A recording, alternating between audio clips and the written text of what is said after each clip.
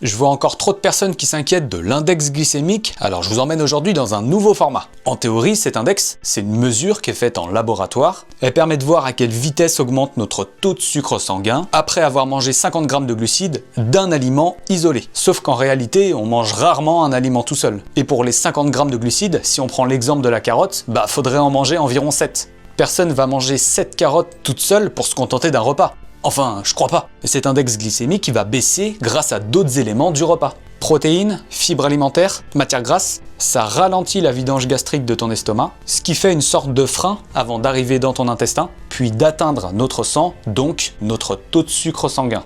La cuisson, elle a aussi un impact. Plus tu vas cuire, plus ça va déstructurer l'aliment, plus vite il sera digéré. Mais là aussi, avec un repas qui a des féculents, des légumes, des protéines et un peu de gras, on ralentit tout ça. Un des mécanismes souvent pointés du doigt, c'est index glycémique haut crée un pic de sucre ou de glucose dans le sang, donc pic d'insuline qui va faire rentrer le glucose dans les cellules pour le transformer en gras.